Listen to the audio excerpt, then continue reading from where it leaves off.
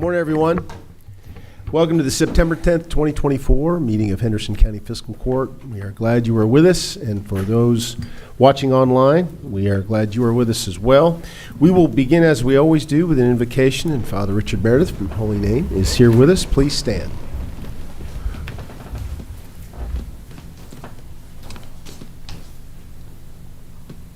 Almighty God, recognized in the founding documents of our nation and of our Commonwealth as Creator and as the source of all our natural rights, in whom the just powers of governance derive from the consent of the governed, I pray and ask your blessings of wisdom and of justice upon this fiscal court and upon our judge executive. May their governance help secure the good of each and of all in Henderson County. May we all prosper through your providence and by means of their stewardship in such a way that we may be a trustworthy, grateful, generous, and compassionate people. To that end, I ask your blessing upon this court, Father, Son, and Holy Spirit. Amen. Please join me in the Pledge of Allegiance. I pledge allegiance to the flag of the United States of America and to the republic for which it stands, one nation, under God, indivisible, with liberty and justice for all.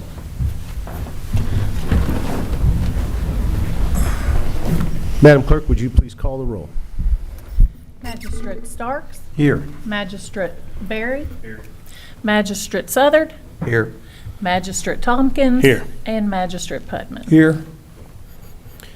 Gentlemen, you have in your packets the minutes of the August 27, 2024 fiscal court meeting. After a period of review, I'll entertain a motion to approve those. So moved. Second. We have a motion and a second. Any other corrections, clarifications, or additions? Hearing none, all those in favor say aye. Aye. Any opposed?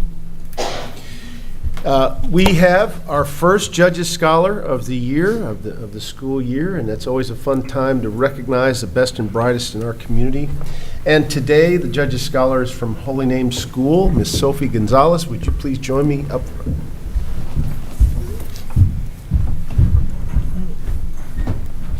You got it. We're going to read a proclamation in your honor, Sophie. Okay.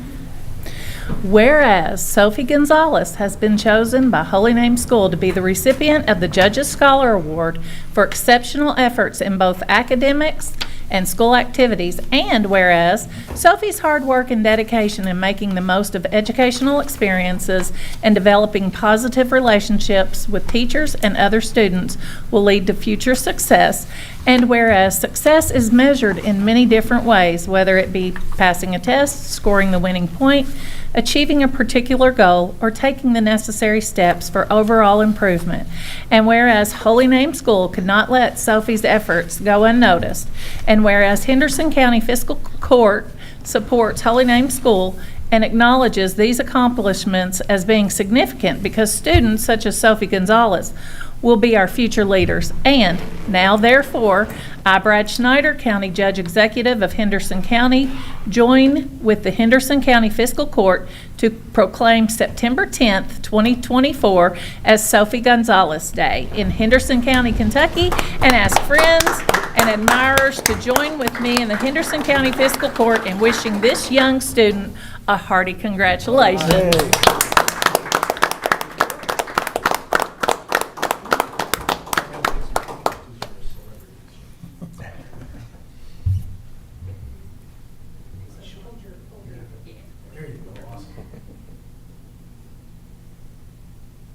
You want the family to come up? Okay.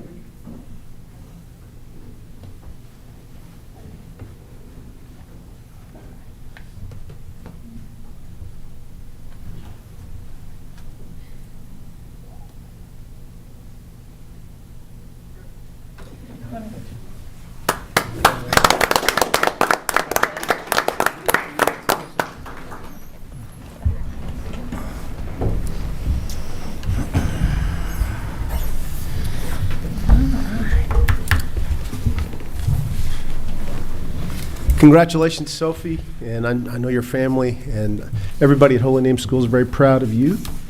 And you are the leadoff hitter in this year's Judges Scholar Award winners, so you're the first one to sit in that seat for this school year. Should be proud of that too, and don't let that guy bother you too much sitting next to you, but he might give you a little play-by-play.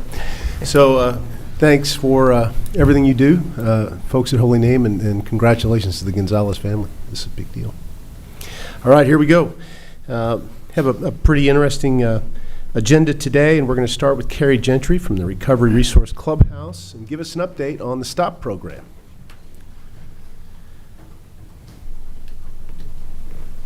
Morning again.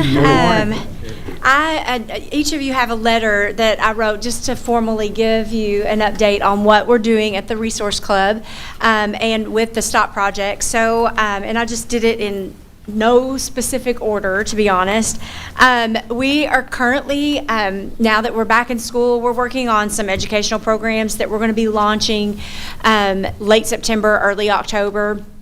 In our schools. So we'll start with the high school freshman health classes again. We're going to be going there, doing 5 weeks of modules, just educating them on drug use and what, and how to get help and give them the resources, and hopefully deter them from any substance use. We also created last school year, we did the middle school program. It was really successful. We launched it. We just did a soft launch with South Middle School, but this year North wants to get a hold of it as well. So we're going to be going into South and North to make sure that we get to all their South, we're doing health classes, and at North, we're doing their life skills classes. And that's for 6th, 7th, and 8th grade kids. We're actually, and I didn't add this on there, but we're actually even going into Holy Name, which is great that they were here. But we'll be doing, during their Red Ribbon Week, we're going into do an awareness program with them as well. Our closest upcoming thing, and I'll come back to that number two. The third point that I have on there is our overdose awareness block party. It was a huge success this year. We stopped counting after 350 people, so we had over 350 people there, young to old. We had a really great TikTok famous rapper. He came and he raps about recovery and about his recovery. Specifically, we had vendors, food trucks, foam party. It was just a really great day, and we were almost afraid we were going to get rained out, but it just kind of skirted on past us, which was really nice. And we're looking at even next year. We're already in the plans for next year, so we'll be doing another event on August 31st as well. And we're even talking about we may have to move it because it got so big this year. So we're excited about the growing numbers. We have been working on a vape education course for elementary schools. We'll be talking to the principals in October about getting into the schools, doing a one-day program for right now just to see how that goes. And then I'm actually working on creating the curriculum for them to start teaching that within like science classes and English classes. So give them some initiatives that they're working on throughout the year, since we are seeing kids as early as 2nd and 3rd grade getting caught with vapes at school. Really? Yes. And it's becoming a huge epidemic at the high school. I actually just went yesterday and spoke with Preston Herndon. He's the SAMS officer there, and he has a board of all the examples of what kids are coming into the high school with, and they are THC pens as well as nicotine pens. And I know at the very start of school, they had a kid who came to freshman orientation, and he was sent home. He had tested positive for fentanyl, marijuana, and alcohol. So it's right here in our house. And so, we are Henderson County, so these are all our kids. And so, I feel like my job is, it just lit a fire under me to really, really get into younger and younger and educate our parents as well. Because our parents, if they don't know what's going on, substance use disorder can spiral out of control pretty rapidly. So that's why we're doing the vape education with the kids, just to get them get them acclimated to that information. We, of course, we're continuing our community engagement and resource distribution. We have our resource cards. We're starting to see a huge pickup at the clubhouse with meetings, so more and more people are coming to the meetings. And I think I accidentally printed one of the meeting schedules on the back of so one of you lucky people on the panel, you are going to have the schedule there. But you can see we have meetings every single day of the week at the clubhouse. We had a back-to-school bash that we hosted at the Recovery Resource Club. It was so fun. It was for parents and kids. We had a lot of people come out. We gave out we had free hot dogs and a foam party, and we're able to give out resources there as well. And of course, you guys have seen me on the media. I'm become friends now with Mike Blake and Lifestyle and Ann Humphrey. They're becoming my good friends. So I'm trying to get the information out there just to let people know what we're doing is in regards to recovery in Henderson County. And then last but not least, I'll bounce back to my number 2 is I gave all you guys a flyer, but we are having a parent safety summit. Our last one, we had about 50 in attendance. Really honestly, I would love to see that number triple. And so we're trying to get more people in attendance there. We will be having some snacks, very light snacks for attendance, for people that are attending, but it's going to be from 5:30 to 7. We are going to have a resource fair in the back so people can see what the local resources are that are available to them in our county, as well as we will have a question and answer panel for people to ask questions and get as much information as they can so they feel they have more tools in their toolbox to keep their kids safe. So do you guys have any questions for me? I know I just kind of went blah. Carrie, what curriculum are you using in the schools? Is it like a national evidence-based curriculum, or is it something that you've come up with on your own? We, for the high school, it is something that we've come up. It is evidence-based, the one that we've used in the high school and the middle school. The program that we're using for the VAPE program is in conjunction with PAVE. Are you guys familiar with PAVE? It's Parents Against Vaping. I don't know what the E stands for. It might just be vaping. I don't know. But it's a nonprofit that was started by moms who had said they were tired of their kids being targeted by Juul, because you guys know all the background on that.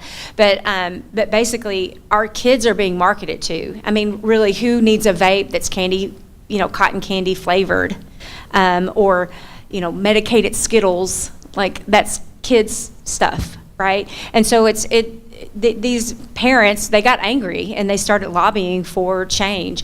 And so they came up with a curriculum, and we're going to morph it a little bit to cater more to that younger group, but that's where the curriculum is through PAVE. Okay, I wanted to make sure, because I know there are resources out there. I want to make sure you were using those, because there are lots of different approaches. But like you're saying, we're seeing in court, in juvenile court, younger and younger kids with not just vapes, but THC vapes and other drugs. So I think you're absolutely right. The earlier we can intervene, the earlier we can get kids with supports. So to that extent, have you reached out to the Boys and Girls Club, Audubon Kids Zone, after school programs like that? No, but that's a really great place to go. So I will write that on my list, and I'll hit them up today and take flyers, because I have some extra flyers left over. So I'll take those around.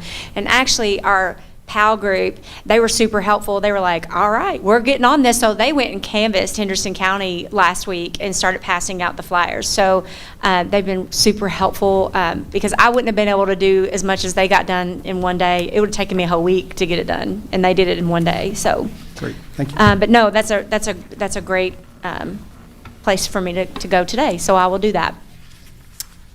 So I have a question. Yes. I think it's wonderful, everything that you're doing, but do we also talk to these kids as part of the curriculum about where they're getting these items from? And if so, what are we doing to prevent the providers from doing what they're doing? Because I think Steve has an obligation as a county attorney or law enforcement. 17, 18, I don't care if it's a kid. If they're doing that, that's illegal. There needs to be repercussions, because we can help them and say, we love you and we're going to support you all you want. But until people have real consequences, what this world's missing most of the time, it's going to be hard. It's going to make your job a lot harder. Is there anything like that going on? Not really, and that's the thing I talked to Preston about yesterday is it's really hard when you don't, there's not a repercussion on the backside of it. And sometimes even when parents are the ones that are the suppliers, if they're going out and buying the vapes, and in some cases, there are kids that are getting mass quantities of vapes.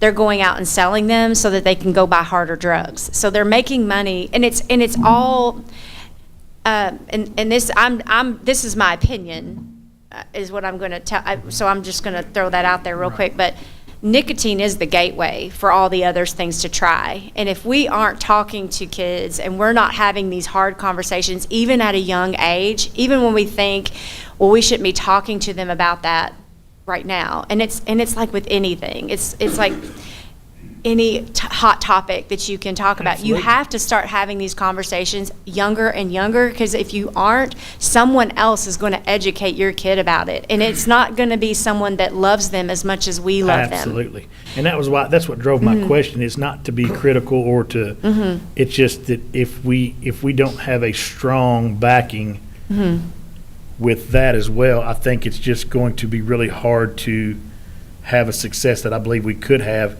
should we be able to find an avenue for that. And I'm not saying, I know that's not just as easy as what I just said, but if we're not exploring that, I wonder what it would take to maybe try to do that, is what I'm saying. So There's legalities too around some of this. So it's like you have to sometimes be PC when you go into places, and really PC needs to be a thing of the past when we talk about subjects like this, because there is a stigma around it. There's a stigma around addiction, there's a stigma around substance use, there's a stigma around it all. And so it's like, if we're not talking about it though, and really, really getting behind it, if we're all not getting angry right now, and we're just like, oh, okay, if we all have to be mad enough to make a change. agreed. And so that's what I'm doing, is I'm out lighting some fires and having those hard conversations with people, and getting a little bit of pushback in some ways, but it's okay. I've gotten now to where I'm so educated about it. I'm like, okay, I just, I go to the next person and hit them up. And the more that I do and build that momentum, I feel like it's going to, Right. grassroots its And way. what you guys have done, and all the things that I've read, it's driven me to look for that, and that's the one thing that I felt like has been missing. And that's a great resource, you know what I mean? And I don't know what the answer is there, but I mean, super smart gentleman over there that I know has a passion for our community, that, and when I bring up a question like that, I'm obviously willing to help as well. So I'm not just going to say, hey, fix that, without, being willing to help in whatever way I could. But I just wondered about that, because I'd read, what you guys are doing, and it's wonderful, but it's just, I feel like that's a pretty important component if we could get there. I think that because of the word recovery, and it's a recovery resource, some people are like, well, I'm not in recovery, so I don't need that resource. And I think what we have going on at the clubhouse is more than just recovery resources, if that makes sense. We're also into raising awareness and hopefully, avoiding those issues. And so I would implore and really, encourage, if you find someone that is vaping at an early age, and then they come to your court and you're like, well, we got to punish them here, but part of their punishment or part of their diversion needs to be that the parents and the kids come to one of these meetings. And we specifically put our meetings, our parent meeting, on the same night as our meetings with the kids. We have a kids meeting that it's, for young people. And we did limit it at one time. It's like 13 to 18. And now we're like, well, come on down if you're 8. We don't care, because we're trying to get that curriculum out there. And then the parents as well. Because you have to be educated as a parent as well as what your kids are going through, or else that support group is not, it's faulty. Absolutely, I agree. So the stronger that we are, and the more that we band together and we build that community of, awareness and hopefully avoiding it, then we'll become stronger. So I would say that would be something that I would recommend, is pushing them to come to those, that be part of their diversion. I think it's a great We need start. to get you introduced to the court designated workers office across the street. Reach out to me after the meeting and we'll make that happen. Absolutely, absolutely. I'll call your office today. See, there Sounds good. you go. I knew There you you was the go. man for it. There you go. Thanks, Steve. But no, these you are know- great questions. To your point, STOP was created out of dramatic events, a rash of deaths of younger people and a flood, seemingly a period of a flood of fentanyl coming into the community that, had people thinking we got to do something. And it also coincided with opioid litigation funds, coming our way. But even though I haven't heard of a rash of fentanyl deaths in quite some time, nothing like what happened a couple Januaries ago, the problem remains, and it gets quiet for a while, but that doesn't mean it's not still there. And second and third graders bringing vapes to school is just mind-boggling to me, and that's just as kind of dramatic in my mind in some ways as what happened before. So keep up the good work. I hope the constant, consistent drumbeat of education helps. It's not always the sexiest thing or the most news headline grabbing thing, but it's you're building foundations there, and so keep up the good work, Carrie. Thank you. Absolutely. If Carrie, you let me- start hitting people with statistics like 1 in 3 seniors, 1 in 5 sophomores, 1 in 10 eighth graders are using substances or have tried them in the last year, you start hitting people with statistics like that, and then they start raising their eyebrows. They want to know, because that hits their home. If it doesn't hit their home directly, it hits their kids, the friends that are in their home.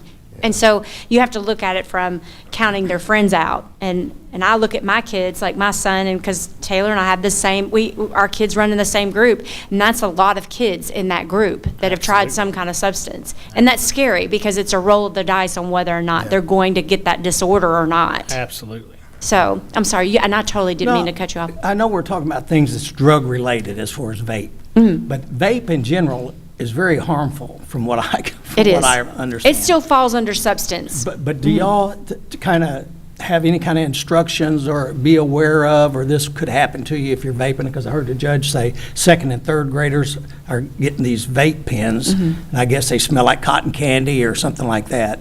Do you kind of touch base with that with maybe a younger age group?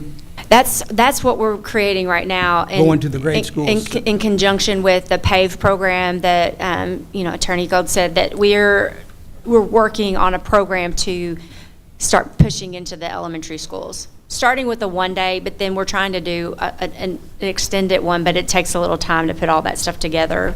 And then to make sure it fits into some curriculum as well, because we want to give the teachers, because they're there every day, so the more that these kids are hearing this, like maybe in a science class, I'm creating a curriculum to give to science teachers in the elementary school, so that, because that's my education's my background, so creating that curriculum so that they can hit those educational points, but then also not only educate them about science, but educate them about danger, and do it hand in hand. So we're working on it. It's just, it's a work in progress. Is it, have they done a study where that is a gateway to vaping, drugs? Oh, yeah, PAVE, there's some statistics, and I don't have them off the top of my head, but PAVE actually came out with a program that they educate people like me, so they did a train the trainer, and some of those statistics said that is nicotine is where they start. I actually even it's funny, I was having a conversation with one of the clients from Warm, and she even said, nicotine was my gateway. She said, because I wanted cigarettes so bad. And she said, and so what I would do is I would sell, she goes, I became a drug dealer really early. She said, I would sell my ADHD medicine to get money so I could go buy cigarettes. And then when cigarettes weren't enough, it became pot. And when that wasn't enough, it was just a cycle. So then she's smoking meth. And then it just became that big cycle. She said, she goes, I became a drug dealer at 8. And I said, I want to take you with me to some of these programs so that parents understand this and they see it. And that's sometimes how it starts, unfortunately. And the vapes are so easy to conceal. And then there's obviously, there's the there's the pushback that you get from some parents that are like, not my kid, you know, and I'm the one that's like, well, not your kid, but here they are on social media smoking a vape, you know, and because they're doing that, they're doing it amongst each other, and that's how they're getting them too, is through Snapchat. They're all Snapchatting each other like, hey, I'm gonna get a vape, and here's where I'm gonna put it, and this is what we're gonna do. Those do the grossest things to get these vapes. They'll put them in tampon boxes at the schools, or they'll hide them behind the toilet at the schools, and they still smoke them. But that's how addictive these things are, is that they don't care. It's nasty, but or they'll stick them down in their pants, like way down in there, and then pull them out and smoke them in class. I mean, it's mind-boggling to me, but that's how incredibly addictive these things are. So, yeah, the more I learn, the more I'm like, ha, you know. So that's why I do what I do. How do they buy them? Aren't they expensive? They are pretty expensive, but there's all kinds of different outlets. I mean, some you can get online and order them, but China will secretly ship these in over in California, and then it just kind of like trickles our way somehow. But I mean, I just did a video. There's lots of things here that are legal, that kids are getting their hands on, but I can tell you from interviewing warm clients, they're worse sometimes than what they're getting off the street. But some of these vapes are just coming illegally around, or parents are going and getting them, or they have somebody that's old enough to go buy them a vape, and then they're witty. I mean, in the realm of substance use disorder and addiction, if you think that you are knowledgeable, they're 20 steps ahead of you in how to get their substance. I mean, they are. It's crafty because it's got such a hold on that brain. That's all they're thinking about is how can I get it. I just did a video on kratom and how it's an opioid replacement. There's gas station fentanyl. I forget the actual formal name of it, but these are all things that kids can get.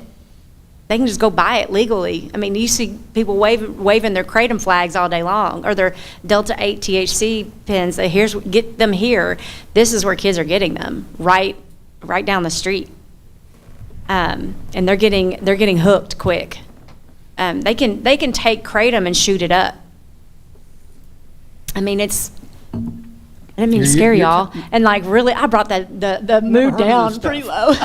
It's heavy stuff, but that's why we get into the schools and do these education programs. One, because it's important, but I think really where we need to really grab a hold of some people are some parents and the adults in the room, because right now we're starting to see a generational thing happen too. We're starting to see, granddaddy and then mom and then kids. So we're seeing, or dad or whatever, you're seeing the generation. I'm sure you are seeing that as well. So many of the stories when I talk to young people that are having drug issues, they start their story with, I smoked my first joint with my mom at whatever age, some really young age, and it's really shocking. And until the parents can look at it and say, I created this, we got a lot of work to do. So anyway. Well, thank Keep up the good work. Thank you. I have a question. Yes. The judge said we're not seeing the fentanyl uptick like we did, or not uptick, it was actually almost epidemic. But are we still seeing as many cases? Because it's amazing what we can get used to.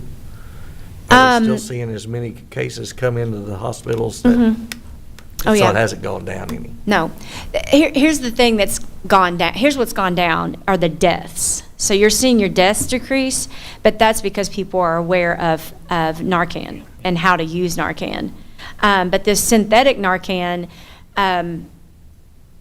it's pretty harsh stuff. I mean, if someone overdoses on synthetic, that's pretty much all that's out there right now is synthetic fentanyl, but if they're getting their hands on this synthetic fentanyl, and it may take 5 or 6 doses or more to get someone to come back, and that's when you have an incident. So it's it's hard to know because it's, those numbers, if you aren't administering the Narcan and you don't report it, if you're administering it and you're not reporting it, then there's no way for us to know how many overdoses are going on because Narcan is so readily available, which is a good thing. I mean, we're keeping people alive, but we're not solving the problem. Right. We're covering it up. Yes, and I will tell you, the one freshman that got in trouble before, my son was there. He's a freshman this year at the freshman orientation, and if we think it's just one freshman, we're wrong. I mean, you know what I'm saying? He's just the one that came visibly inebriated to school. But if you're getting drunk and smoking weed and fentanyl at 8 o'clock in the morning, then our problem has not gone away. It's intensifying. We just know how to get around it. Get used to it. Yeah. Because we don't recognize the signs of fentanyl use. We just don't. And that's part of, I went into the schools. I don't think I put it, I might have. I went in and did a PD with the teachers and the counselors and administration in July. And the very next day is when they had the fentanyl situation. Very next day. So, it's out there. We just don't recognize this. Some people we just don't recognize the signs because we just don't know what we don't know. I do now. I can recognize it. But yeah, it's. I just want to say thank you again for what you're doing. Sorry, I didn't mean to take up so much of y'all's time. And I'm I not could going talk to all day extend this long. much longer. I just want to say I'm glad to see that you're partnering with STOP, with WARM, with the schools and other agencies. Are you working with like Green River Behavioral Health and River Valley. River Valley, yeah, exactly. Because it's going to have to be a holistic approach. It's definitely, I mean, we can't solve it all by ourselves. I mean, we have Brightview. We do community alliances with Brightview and Green River and River Valley Behavioral Health. I mean, we do lots of collaborating because we're all on the same team. We may use different devices. Some of them are, like a Suboxone clinic or something like that. We don't do that at WARM, but we're all trying to solve the problem of addiction and get people in recovery and hopefully avoiding it. But Thank you, Karen. Thank you. Keep up the I'm good so work. sorry I talked too long, but I will be contacting you. It's an important topic. It is. It's an important topic. But anytime that you guys have any questions, please feel free to reach out. Just email me, or if you want to, I would love for you guys to come to our safety summit. If you're able to come next Wednesday at 5:30, I would love for you to come and just visit our facility, see what we do. I mean, people think it's a church because it is an old church, but I mean, it's a beautiful facility, and we want to foster that relationship and that community involvement. So please come if you're available. I'd love that. Thank you. Thank you. Next, in your packets is the new chapter of our County Emergency Response Plan dealing with battery energy storage systems, or BESS. Kenny Garrett's with us. He worked to create this new protocol, and I'll ask Kenny to come up to the mic here real quick. You and I have worked back and forth to nail this down.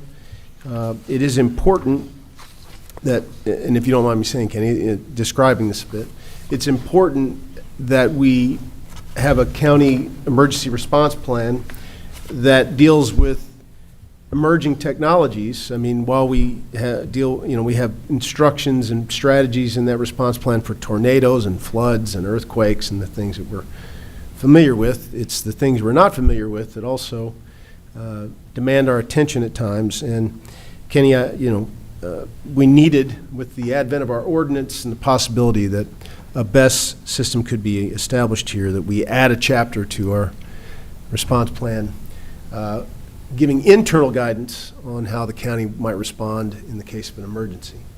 And that includes the next judge, the next fiscal court, the next EMA director. So that's why we do these things. And with that, anything you'd like to add to that? I don't really have anything. I mean, you've been the kind of the voice of this thing from the beginning, and I think I really appreciate your guidance and the work that you've done on this too. So we did the draft, and we'll just go ahead and get that put into the emergency operations plan and make it part of it. I will point out one tweak. Okay. Just one, if you turn to, in your copy of this, section 6, second paragraph, third sentence, it says, however, the system design requires at least 10 feet separation from the adjacent cabinets and intentional setback for native fuels, et cetera, et cetera. After consulting with a couple experts who wanted to change the language to say requires sufficient separation, because the design of some of these BESS systems they're not all the same. They're not all built the same or designed the same. They are designed to create separation between the cabinets. 10 feet is kind of an arbitrary number. I don't think that's NFPA 855 regulation. I may be wrong about that. But settling on the word sufficient separation, I think, covers the idea that, we're gonna make sure that if you show up on the scene or something that has to do with county direction is there, that we can affirm that there was separation built. And in the permitting process, they'll guarantee that as well. So I wanted to offer that tweak that requires sufficient separation. Gives a little bit more flexibility there. So does that make sense? That makes sense to me. Yeah. So what we'd like to do is get a vote to accept this into our overall county response plan and just have it in case we ever need it. So. And if we need to make tweaks to it, we can make tweaks along the way. It is always Living changing. document, yeah. Yeah. Any other questions of Kenny on this? Get a motion to accept this into our So moved. Second. We have a motion and a second. Any other discussion? All those in favor say aye. Aye. Any opposed? And thank you very much. Thank you, Judge. Next, we are finally arriving at something we've been working on for some time, which is our agreement with the Kenergy Connects on Broadband Internet project to devote $4 million in ARPA funds to its completion. And Travis Seward from Kenergy is with us, and thank you for all your help. And I have to give a lot of compliments to Kyle Evans in the County Attorney's Office for really nailing this down and reaching the goals both Kenergy and Connexon had and what we have, and trying to incentivize that project getting done as much as possible before the end of this calendar year. In your packet is both the resolution confirming that and also the agreement itself. Does anybody have any questions about the agreement, or Mr. Gold, any comments you'd like to make about the agreement? Just again, want to recognize the efforts of Kyle in our office to get everybody together, make sure that we were all able to agree on the same definitions, measures of compliance, what really would need to happen there, and leadership of the judge on this. Thank you. A couple points. Again, as we discussed many times, dating back to last year, we want to incentivize completion, and we're searching for a way to verify completion, and at the suggestion of Tim Lindahl, Kenergy, he pointed out that one of the things that they are required to do for some, I believe, a loan they received for the project, that they turn in reports to the U.S. Department of Agriculture, the RUS plan, Rural Utility Service Division, basically documenting what they have finished as they go. And that assures the USDA the money in the loan's being used for what it was designed to be used for. We can piggyback on that to use those reports as proof of completion. And Kenergy is going to be providing us with those, and in the agreement, they're able to get payments as soon as those reports are verified by the USDA, so they can get money as they go along from our $4 million. And we will see on December 31st how far along they've gotten. That last payment, that last verification might have a lag time because it takes, I think, USDA 2 or 3 months sometimes to verify the report and let Kenergy know that they accept it. So that last check may not happen until February or March, depending on how quickly the USDA turns it around. So that's how the agreement pans out, pay as they go. Whatever percentage of the 4 million, the most recent USDA-approved section entails, that's the percentage of the 4 million they'll get. And the other thing, too, is we made sure to include a proviso that any customer who had been scheduled an installation on December 1st or sooner and had not been installed by December 31st would be deducted, that house would be deducted from the number being considered complete. Because you know that we've been a little frustrated with the timelines of some installations being pushed back. I've gotten a lot of comments about that myself. So maybe in this way we can get Connexon especially to pay attention to this. And they have time to fix it before they get to December if they really want to. So that is in the agreement. Kenergy agreed to that. And so I think we've got a document that achieves our goals, helps Kenergy get this done, and addresses a concern about installation timelines that we felt were important. Travis, anything you'd like to add to that on behalf of Kenergy? Well, I would just... Come on up to the mic so we can hear you. First of all, on behalf of Kenergy, I really appreciate, the opportunity for the funds. Kenergy's a good-sized company, but this is an enormous project for our company size, and our board wanted to make sure that every Kenergy member had access to fiber broadband, so that's what we're doing. So grants like this help us to not only finish it, but do it faster than what we would be able to do otherwise, so really appreciate it.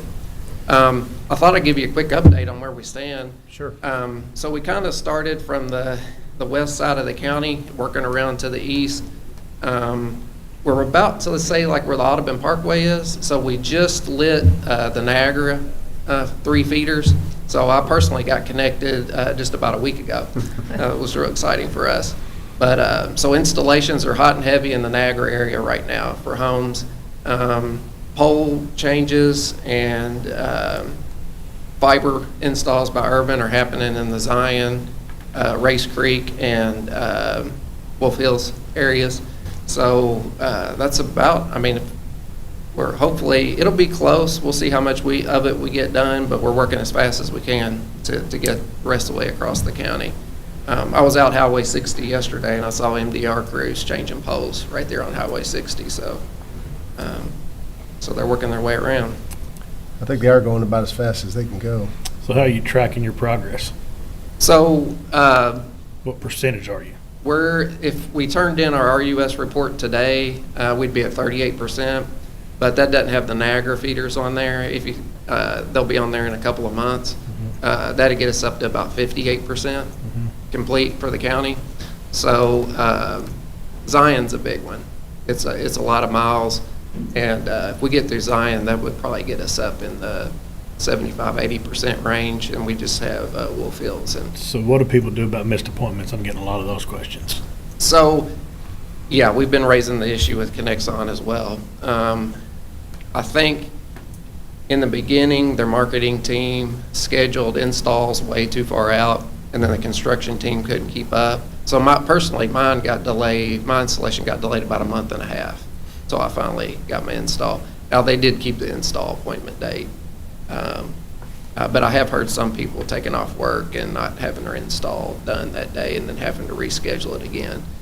So the company doing the installs is Monolith, and Connexon has pushed them to increase the number of people doing installs so they can get 40 done a day. Right now, last few weeks they've been getting 25 to 30 done a day, and then by the end of this month they should be ramped up to be able to do 50 a day. So I guess I didn't ask my question very well. So what do people do when they have multiple appointments missed? What resource do they have? Who do they contact? So Because that's the question that I've been asked. So Connexon should contact them if their appointment gets rescheduled. I got like a text ahead of time.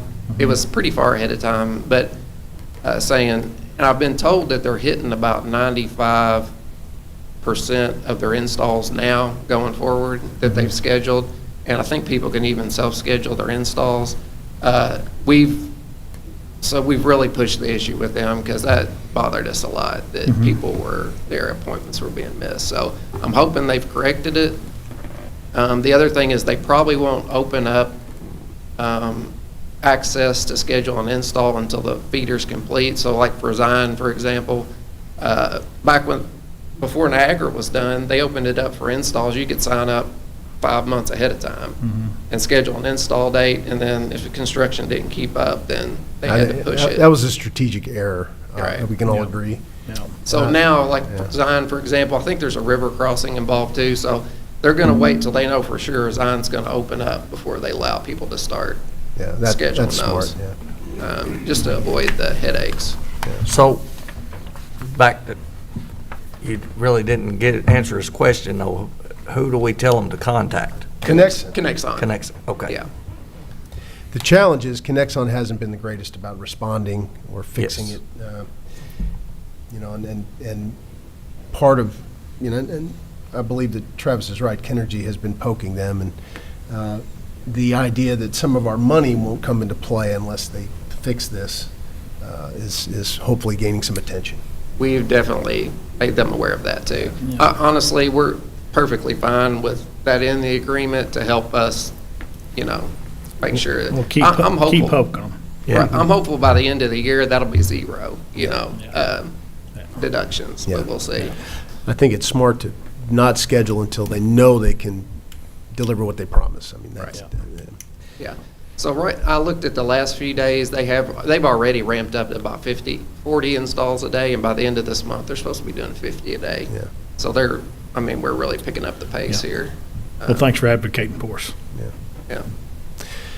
We have a resolution, and I'd ask the court's forbearance in just reading the summary instead of asking Sounds Angela to read great. the two-page resolution.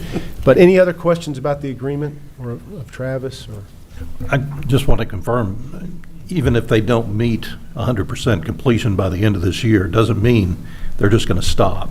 That's They right. will completely cover the county, Oh, yes, for sure. yeah, no matter how long it Yeah, takes. honestly, if we don't make it, it could be February or March or whatever. We're definitely not stopping. We're going to all of our members. So we're not stopping with Henderson either. It'll be Webster, on down, so. Good, The thank you. county incentive terminates December 31st. Right. They But- still have an economic incentive to go ahead and cover the rest of their. Either and way, they'll their be very state- close. They might as well close it out because they'll be moving on to other communities. Right. So. And they have other state grants and things like that they have to meet those benchmarks as Right, well. right. So, Madam Clerk, if you'd read the summary. Okay.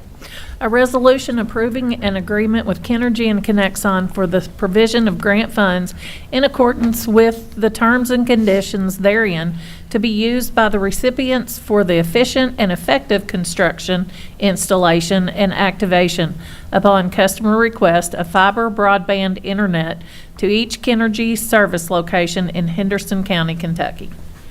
So move. Second. We have a motion and a second. Any other questions? All those in favor say aye. Aye. Any opposed? Thank you, Travis. You've had a chance to review Planning Commission recommendation on case number 1168, and without any formal questions on that, we will move on to personnel actions in the road department. Nick Stallings, please.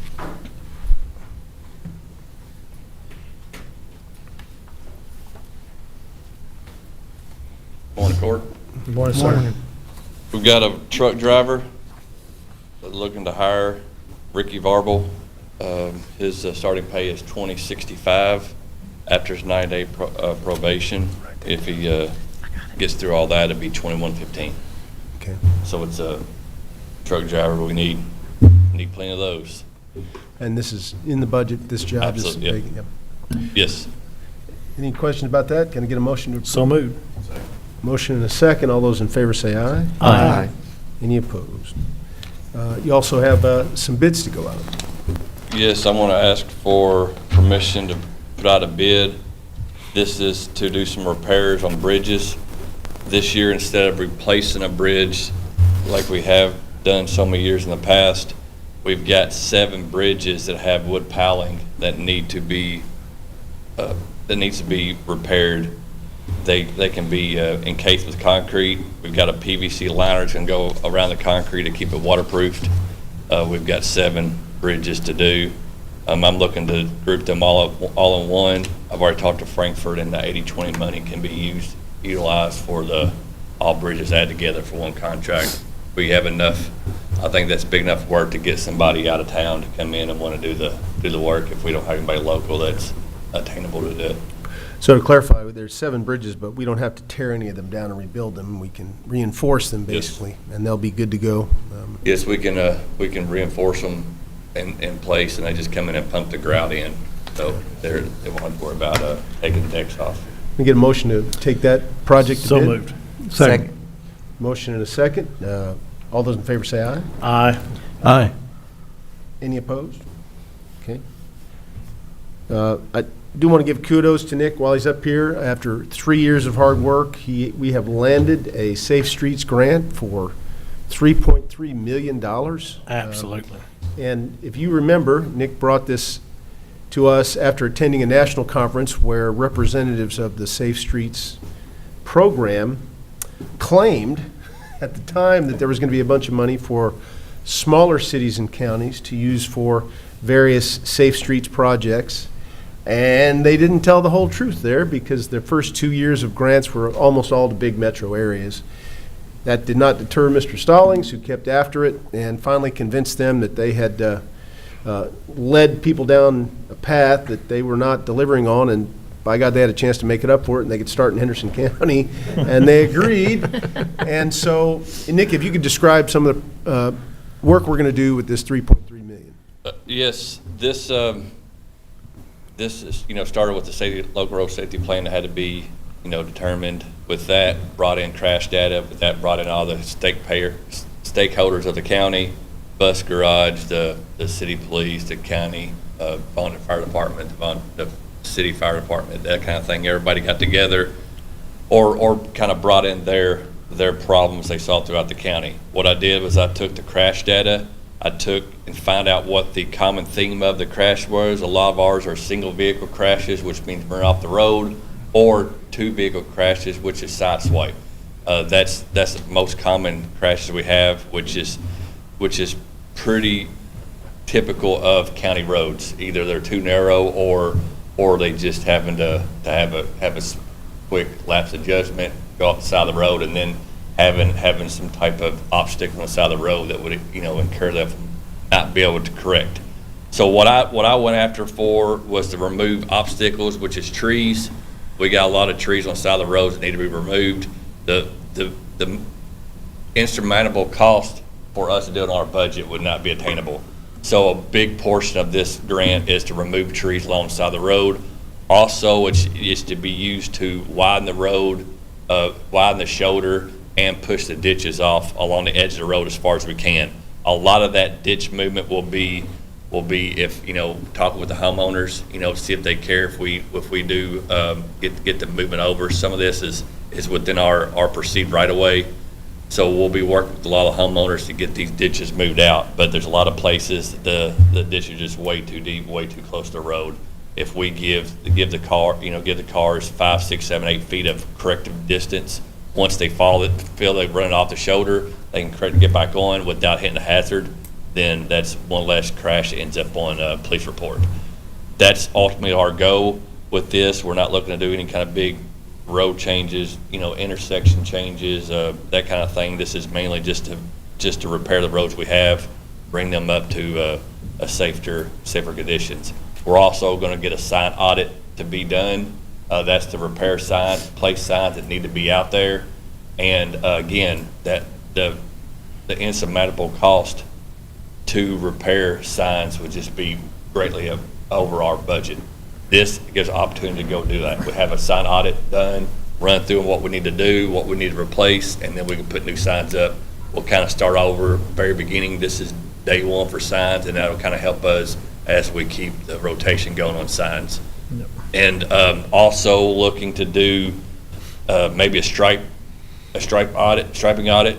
We've got some roads that are real narrow. There are some ways that we can do some edge line striping to to better indicate the edge of the road and the shoulder or edge of the road, or the edge of the, edge of the road and the start of the grass shoulder. Either way, this may give a better indication at nights in some of these roads that where the road is versus where the road's not. So those are some of the options that the federal highways approved us to do. So got to use up a lot of that money, and it's a match. It's a match with us, 80-20 match. But a lot of our in-kind services and utilizing me as doing some of the work will help with that match. The data was interesting, and correct me if I'm wrong, but even though a lot of this doesn't sound exciting, the number one culprit in single vehicle fatal crashes was trees. Yes. Cars hitting trees. Yes. And the tree always wins. And anything we can do to increase the chance that people survive getting off the road, we want to do it. And so but that in and of itself is going to be hugely expensive. So this grant. Yeah, anything over 4 inches isn't break worthy, isn't crash worthy because it's not breakaway. Yeah. So that again goes with something's common along all roads, or telephone poles, electric lines, that kind of thing. They got to be there, and nobody really wants to give up their right of way or their front yards to put them farther away. So those are things we can't move. The cost, and buying the easements, that kind of thing would happen. But with these, get rid of trees, a lot of the bigger problems we can get rid of. They're a lot more common than every 100, 150 feet that like the telephone poles are. So. Thank you very much, Nick. Congratulations. Great work. Yeah. Thanks, Nick. Yeah. Great job hanging in there, because there's so much information. Tim knows, and the rest of us know that have been to the transportation conferences, all the different hoops that you had to go through, all the information that had to be put together just to qualify for this, and to get it is fantastic. So good job. Also in your packet, you have the sheriff's regular monthly reports. And unless there's any additional information, I'll entertain a motion to approve those. So moved. Second. We have a motion and a second. All those in favor say aye. Aye. Any opposed? Mr. Gold, your report. Judge, I've got 2 checks today. Interest, $103.83. Jail fees collected, $138.75, bringing today's total to $242.58. And the fiscal year total to date, $50,818.71. Sophie, I'm sorry, usually I have thousands of dollars to give to a judge's scholar to hand over there, but today it's a couple $100. But I'll take it. Motion to accept those? So moved. Second. We have a motion and a second. All those in favor say aye. Aye. Any opposed? Treasurer Ryder?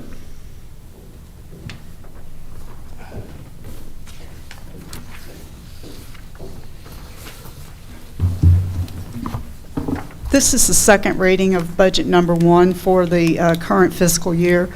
This is amending into the budget unbudgeted receipts into the road fund with a corresponding expenditure of road fund, road maintenance, asphalt.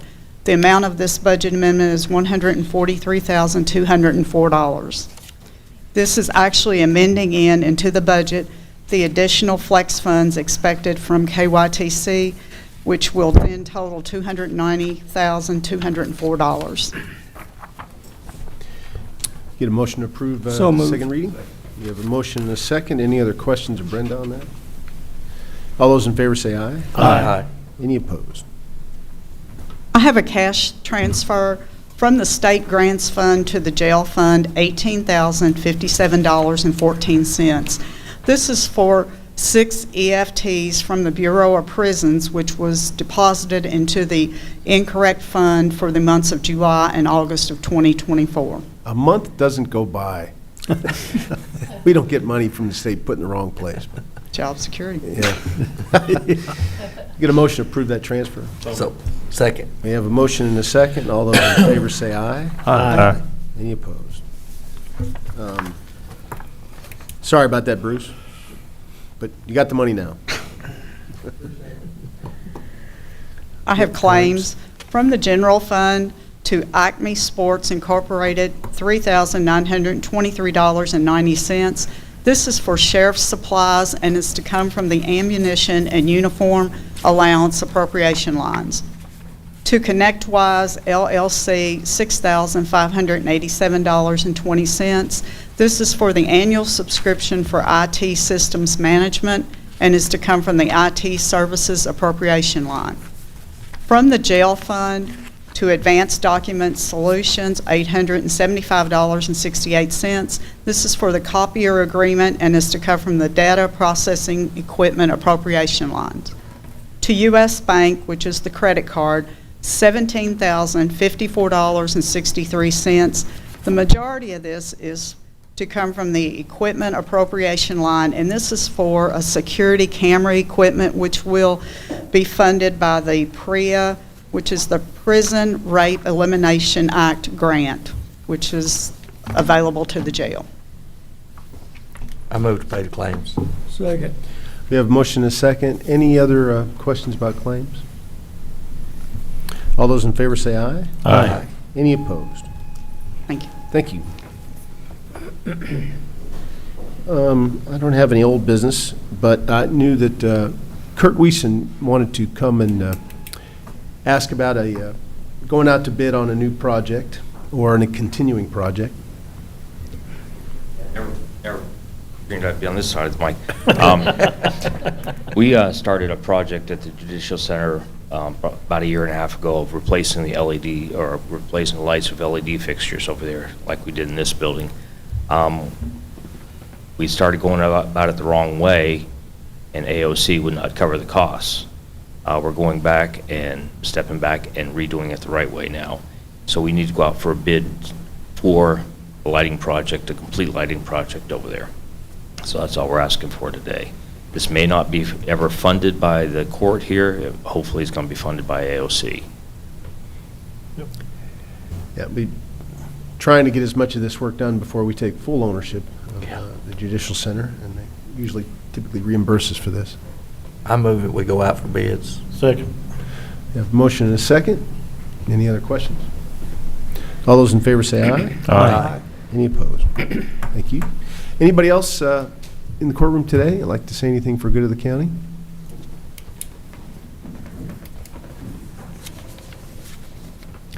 Good to see you.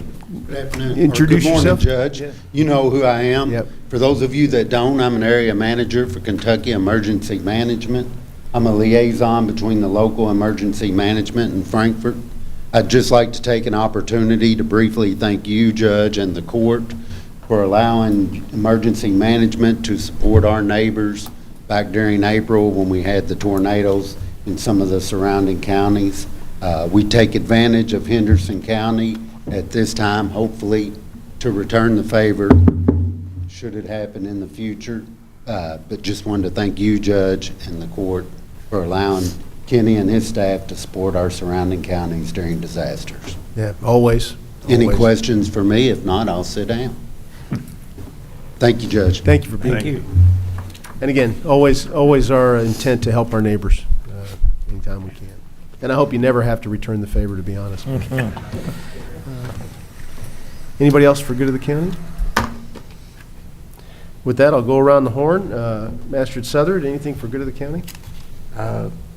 Just want to say congratulations, Sophie. It says a lot to get picked from your whole school to represent, and you're a very nice-looking young lady, dressed well, look like you're going to be successful. That's all. Hope harvest is going okay for you, Magistrate Southern. It's going. Okay. Sophie's going to be going to lunch with Magistrate Tompkins, and that's cool. I'll turn it over to him. Anything you want? Just want to note that continuing to work with the both solar companies on the installation, it's had some bumps along the way, is what it expected to be, but we're continuing to work through those things. So don't think that just because it's not going exactly like we planned with certain, smaller items that we're not working on it, because we are. But with all that being said, Sophie, that's really impressive. Obviously you understand what being a true leader is. You do the right thing even when nobody's looking. So that's very important, and that'll continue to take you far. Generally hard things like this are worth it, so continue to work on those as well. That'll take you far also. So I'm looking forward to getting to know more about you guys at lunch, and I'll pass it along. Thanks. Master Putman? Thank you, Judge. Sophie, congratulations.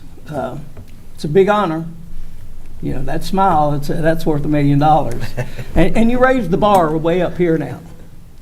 So the expectations for mom and dad and everybody pressure's going to be on. You keep it up here. But you can do it. You've proved you can do it. There's a lot of boxes you got to check to be selected, and you check them all. So congratulations again. Enjoy your lunch with Magistrate Tompkins. And I know y'all got to be proud as well. And Judge, all's good in the fort. Master Starks? Thank you, Judge. Good morning, everyone, and just add my congratulations. Again, it is a very special honor. You're the only person that is getting their proclamation that it's their day today, so enjoy that. Have a great lunch with Taylor, and keep up the great work. I know Holy Name really expects a lot of all their students, so to be another step above that says a lot. So congratulations. And I believe Butch, correct me if I'm wrong, was it Roy Pullum that started the Judges Scholar program? Well, include me. It was Roy, myself, and Cindy Williams. Okay, very good. Yeah. Well, I just want to, if Roy may be listening or watching, give him a quick shout out, because I know he's going through some tough times right now, but this is just another legacy, and I think it's one of the best things that we have going here at the courthouse. So thanks so much. And also, speaking of Holy Name, don't forget, Fall Festival time is right around the corner, 20th and 21st. Always great when they have it on my birthday. Oh, is it really? Well, it's a great day to have a birthday, because my brother's birthday is also that same day, and he married a beautiful woman who's also has her birthday the same day as ours, so that's pretty cool. So we'll all celebrate together. Lions Club Arts and Crafts show is coming up pretty soon, so watch out for that. Hope you can be there for that. And then, of course, I was going to mention, be careful, watch out for our farming friends out there, because harvest is really picking up. And Kenny, I guess we may have part of what left over of a hurricane coming our way later this week, so be safe through that, and all else is good in the 5th. Thank you. Master Berry? Don't have much to say after all that. I'd go last. It's tough, but congratulations, Sophie. Now, I'm concerned about where you're going to eat lunch. Go make him pay. Don't go to anything cheap. Make him pay. Yeah, and eat, and be sure and eat plenty. The only thing is, have you remember everything we talked about today? It's going to be a test at lunch. I always say that. I'm lying. That's not true. There's no test. You eat all you can eat, and he'll pay for it. There you go. Yeah, congratulations. It's great. Congratulations, parents. Got a nice young lady there. She's going to do well. Nick, thank you for all the hard work you did on the $3.3 million. We can use that. I know it took us a long process. You've done a good job. Thank you very kindly for that. I am disappointed. You had the perfect opportunity to lead into your bridge report by playing the Eagles' 7 Bridges Road. But maybe next time. Always a critic, Nick. Yeah.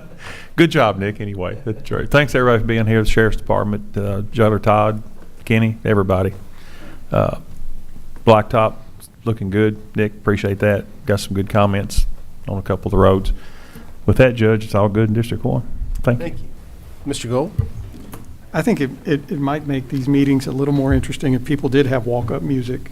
Make it like a Savannah Bananas baseball game or something like that. Everybody come up to some sort of walk-up music. Maybe not. More people would show up. Right? But things are good in the county attorney's office. Congratulations, Sophie. Again, being picked out of Holy Name is a really big deal, because there's a whole lot of really good, smart, engaged students at that school, and you being picked out of all of them, that's a huge deal. So congratulations on that.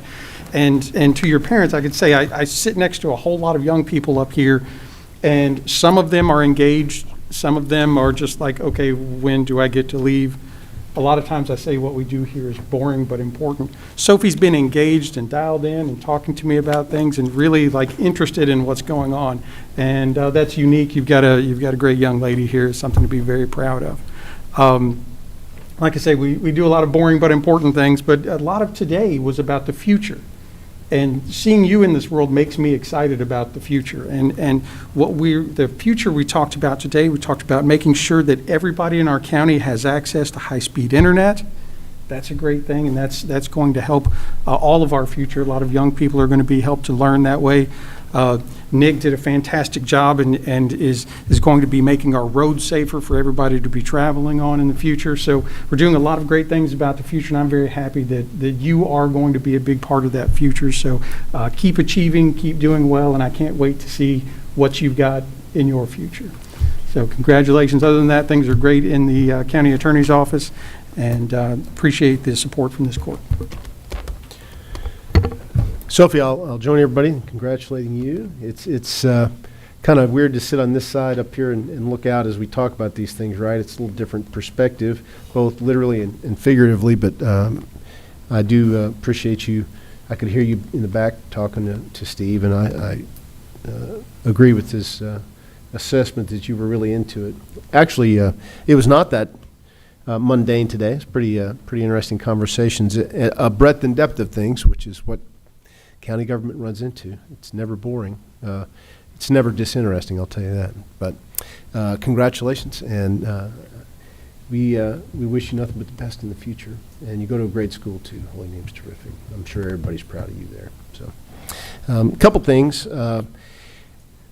Piggybacking on the adoption of our battery energy storage system response plan, we've also finished the safety guidelines that I promised the Planning Commission we would convene a committee over and review and offer to them as further information that they could use during site plan process to ask important questions, to perhaps negotiate with applicants before issuing a permit. We had the input of several subject matter experts and stakeholders. I'll be emailing those out soon. I don't think they require a fiscal court vote. Again, these are just suggestions, but you'll have a copy of it. And anything you'd like to, if you feel the need to add something, you can certainly come to me with it. But it's hit three main areas: monitoring and response. Monitoring and suppression, I should say, and mitigation. The second area was emergency response, and then the last section was the emergency response plan, the county emergency response plan that we just adopted. And it was important, I think, that the Planning Commission understand that we had taken steps to update our internal instructions as well. So we're going to be providing that after a final checkoff from all the committee members, sending it to both the Planning Commission and the Board of Zoning Adjustment, and having it here with this court, because the applications will ultimately be voted on by this court. So it'd be good tools to have in our toolbox as well. Probably next meeting, I will be bringing a plan to help bridge the gap while Allison Consular, our occupational tax administrator, will be gone on maternity leave. And we congratulate her on that, but she has a very important job, and she's going to be gone for 3 months, I believe, close to it. And not having somebody doing that work during that time, especially the first quarter of the new year as tax season approaches, was going to be something we weren't able to do. So if we think we have a plan for a pinch hitter for those 3 months, and we're wrapping up some details, and I'll be bringing that person back to you. I can tell you in advance, if you remember our friend Brent Hepner, who basically started the professionalization of that office, he's a retired, Marine Corps guy, so he's just hanging out, and I think he's going to be able to help us during those 3 months, which is terrific. You mentioned the hurricane coming in and the potential for rain later this week. We are under a burn ban, as everybody knows, and I got a lot of questions on that over the weekend to see if people could still light their bonfires. I don't know what was it about last weekend that had people eager to light bonfires, but we had to tell them no. Much of their disappointment. I don't issue burn bans lightly. Anything like that, declarations of emergency, those are not done lightly. And I hope people understand that. And I hope people understand that, in this particular season of the year with dried bean fields still out there and drought conditions such as they are, that it's can be a very serious situation if somebody makes a mistake. And we have seen in the past, Kenny, remind me, where we've had houses catch on fire because of field fires. Nobody wants that to happen to anybody. And it not necessarily your own house to be thinking about. What about the neighbor's house, So we will lift the burn ban as soon as we possibly can, feel it's legitimate to do so, and hopefully several days of rain at the end of the week could allow us to do that. So please stay tuned, and I appreciate your patience. Piggyback on what Nick said about road progress. We will be ending our blacktop, according to Nick, potentially by the end of this week. So the blacktop crews have really been after it, and several miles of blacktop put down again this year, as well as completing the road in Sandy Lee Watkins Park so that it is entirely blacktop now, which is a great thing for people who use the park, because as many of you have heard, driving through dusty gravel always kind of irks people. So it makes it even more accessible now. And I appreciate Magistrate Tompkins' forbearance on using some of the money we might have used in his district for regular roads for this project, which is still going to impact a whole lot of people and a lot of voters in his district and other districts as well. So thank you, and good work on the road department and pushing the blacktop folks to get done. Finally, there was a visit Saturday to the 911 center with other first responders of a young lady named Macy Garrett. And Macy, last month, if you might recall, was in an accident. Her father was driving both her and her brother, both young children, and somehow ended up in Race Creek, I believe, and with the car overturned. And he was severely injured. Her brother was injured. She was shaken up, but she managed to find in the wreckage a cell phone and successfully make a 911 call to bring first responders to the scene. And then it can be argued that might have saved her father's life. His injuries were that severe. And all I can say is that Macy's a brave young girl, and I will try to have her to court as soon as it's possible, because I think, just like Sophie, younger people who go above and beyond or act courageously in difficult situations certainly deserve our compliments and attention. So I'm working with Kenny to see if we can get Macy to be here at some point, but her family's recovering, and I think the prognosis is good. And just wanted to say how thankful we are for Macy's presence of mind. And I believe she's only 7 years old. 7 years old, and crawled through the wreckage of that car, found a cell phone, called 911, and got them to the scene of the crash. That's quite something. So thank you, Macy. With that, I am done, and I will entertain a motion to adjourn. We have a motion and a second. All those in favor can leave. 10.